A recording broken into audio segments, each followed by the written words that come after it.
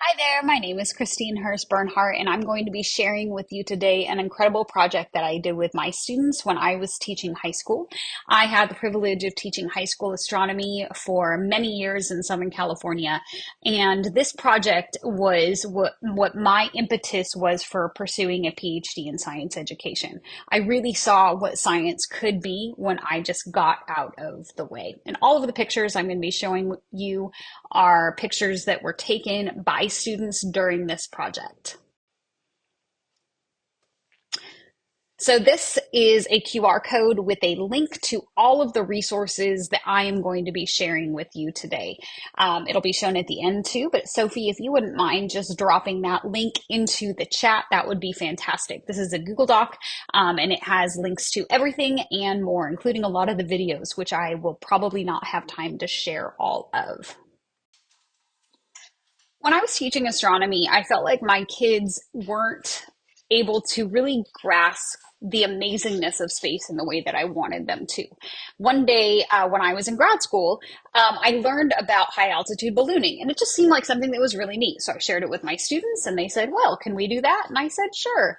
I had no idea how to do it, no idea if we were going to get it back, but I learned alongside my students, and that process was really humbling because I was no longer the expert. I was a learner too. So that was really my impetus for doing this. I wanted to bring authentic and meaningful learning into the astronomy classroom and place this at the hands of students.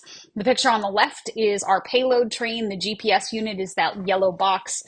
This is it swinging out and actually capturing the sun in the background. The picture on the right is an upward facing camera actually of the balloon with the background of probably the Southwest desert there. And that blue thing is the parachute.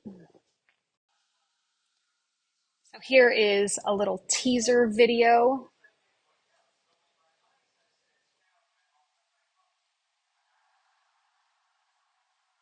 And I am not sure you can hear the audio.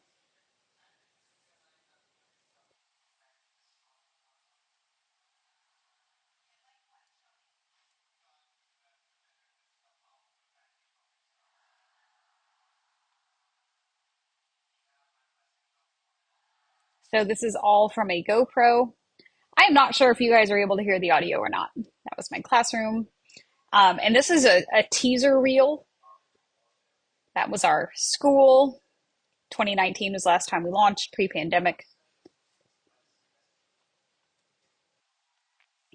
They have to actually go recover it in the desert.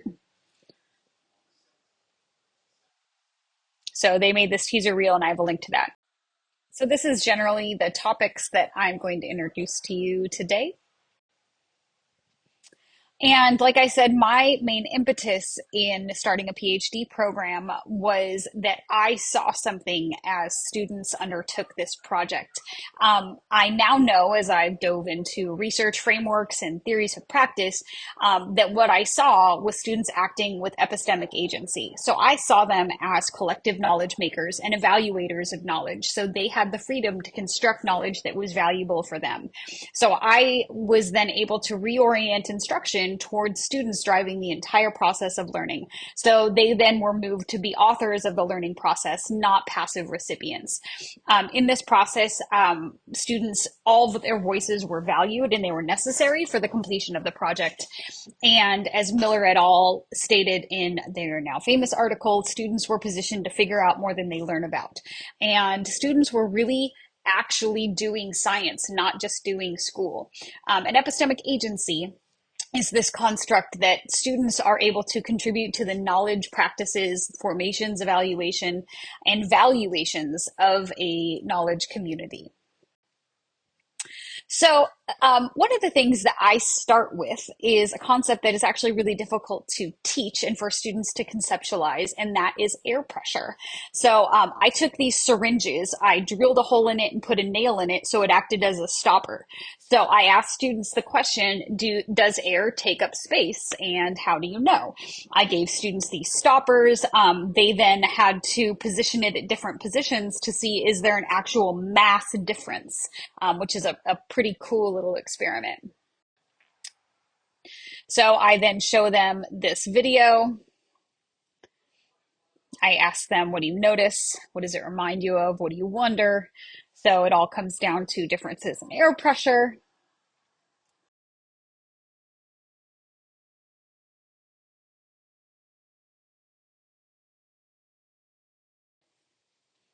And then I'm drawing it back to this phenomena that they can then test. So bringing in constructs of where does air pressure change? What factors influence air pressure? How would those factors influence things that you interact with on a daily basis? And how could you test that? So that's our phenomena of interest. And then I ask them, how does that actually relate to high altitude ballooning? Go!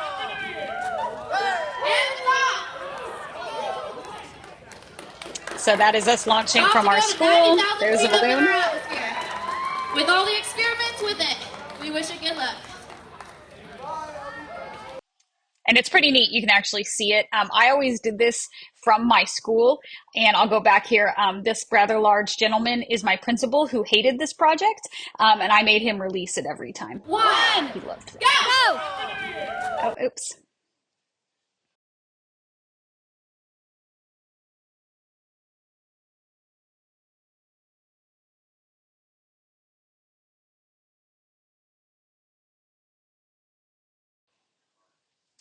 So high altitude ballooning is actually something that is done by weather services all over the world. In the US, they're launched in multiple places throughout the US every single day. There are as many as 50 to 100 balloons launched morning and night. This is how we get lots of the weather calculations that you guys get on your phone. They were the first aerial images taken during World War II. These were used prior to rockets to send material to space, captured the first imagery of curvature of the Earth, which my students have done as well. I have a funny story about that later on. And they can also launch student space experiments. So I have launched as many as 13 on a single balloon. So, and these go up really high. So they can go up to, I'll tell you in the metric system, 33,000 meters. They can carry payloads, cameras, sensors. They expand throughout the trip as air pressure decreases. They're exposed to less than 1% of the air pressure in the atmosphere at Earth surface conditions. They then fall back at free fall velocity for most of the trip. But at about a third of the way back down, there's enough air for the parachute to slow the descent. So students have to do all of this math. And in some cases, they actually have to code sensors that will open based on the time spent at each altitude and be able to determine this from the atmospheric conditions. So they have to do all of that. So this is really valuable for students to solve problems. You can see that I'm not anywhere in that picture. Students are responsible for filling the balloon, designing all of their experiments, launching the balloon, retrieving the balloon, making all of their predictions. So in order to do that, I put students in groups. So I had honed this. I used to have 5 groups. I now have 4. There's a payload design team that handles all experimental constraints, the recon team, which is responsible for recovery and prediction, the media and PR team. These are then responsible for all of the videos I'm going to show you. The media team did all of that. They produce the documentary, they get sponsors, they advertise, they're responsible for getting news media there. We've had lots of news there. I'm happy to share those links as well. Then launch handles all logistics. They were the ones seen holding the balloon and filling the balloon.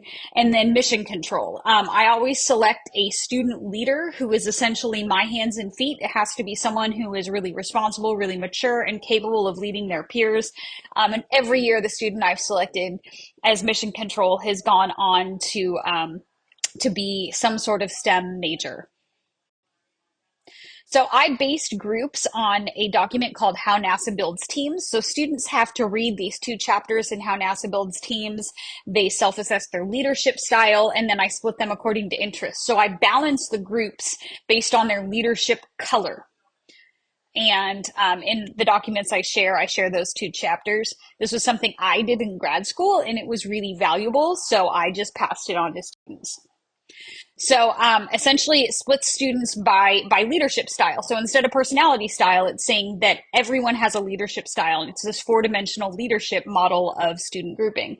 Um, so I try and balance it, and generally, the blue and orange students want to be payload design, media, and launch tend to be your more social students that are green and yellow. And I try and have a good group of everyone. And every year, students always try and want to assess what I am. And when I got married a couple years ago, I had my husband do this too to see what he was. So I have a list of assignments. I'm not going to go through all of these, but obviously if this is a 3 to 6 week project, which is how I tended towards doing it, I have a lot more assignments. And again, on my website that you have a link to, I have all of this. You can just take and go. Leaders always had tasks as well. When I started this, I did it in less than 2 weeks. I've also done a launch of a day where you really didn't have any of this. On the right is the ticket to our space symposium. This was a student-generated research conference, and those were the tickets to get in. It was a NASA judged. It was really neat. So essentially, I task students with what would you send to space? How do you protect the equipment? How do you guard against all of these different constraints? Here's our payload box. You can see a GoPro. I have them brainstorm testable questions. I gave them some sentence frames. They have to design their methodology. Here's students building some things. This particular student then went on to launch, the student who's standing up, he designed a cosmic dust collection capsule, and he went on to launch this with NASA twice with their suspended altitude balloon program. So students have to determine how they're going to know if there's been any sort of change. You can see my principal once again there letting the balloon go. How do they quantify if they have something qualitative? So they have to determine how they're going to do that. And I do that because I always had students that sent food. I had to finally say no more food going to space. They had to learn how to quantify things from qualitative characteristics.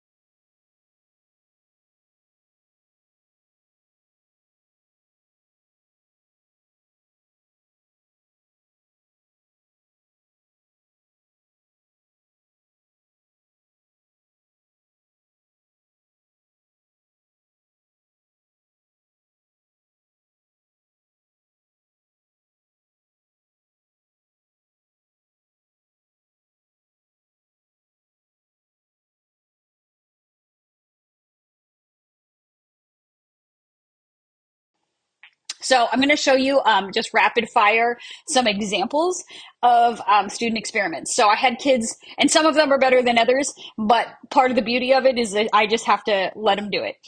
So kids sent up pennies, different eras of pennies. So in the US, we had different materials over different times. They wanted to see if they changed, if they corroded differently. I kind of knew the answer, but that's science.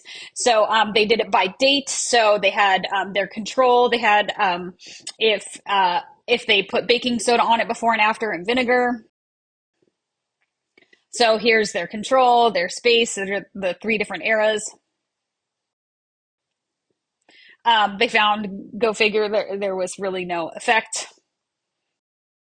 but that's it. This one was really cool. A student sent up a recording and wanted to see if frequency was impacted by altitude. So they wanted to see if, due to this, if sound waves could change the frequency in decibel as the altitude increased. So they had to research what frequency was. Um, there's their setup that was they recorded it. Is this going to play? It's really neat because this actually, you can hear the sound. So it played a bunch of different pitches, all variations of C. Viola C, middle C, high C, double high C. So we had to have a playing device and a recording device. Oh, stop. So it had to have a playing device and a recording device as it went through the atmosphere.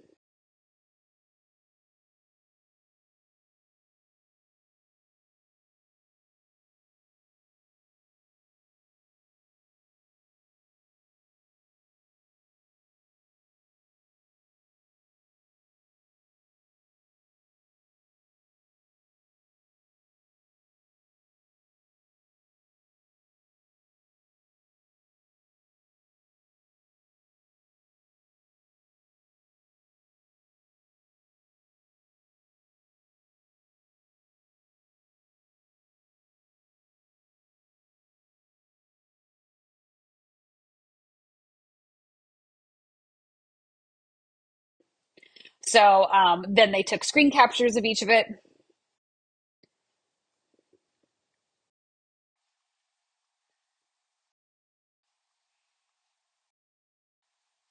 And you can see the decibel change, clarity.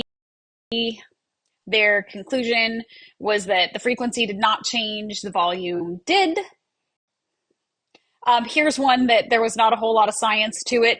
These students put a lot of time into other aspects of their projects and not so much into their experiment.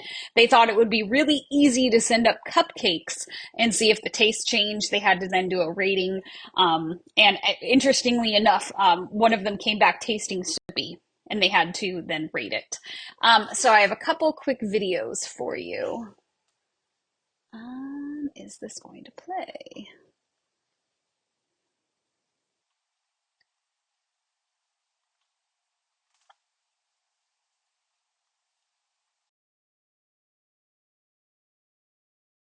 Payload boxes, launch day. This is an image that it captured the actual moment of burst, which was pretty neat. That last one was students actually recovering it. Here is their map. Our system's improved over the years. I want to play a quick clip for you.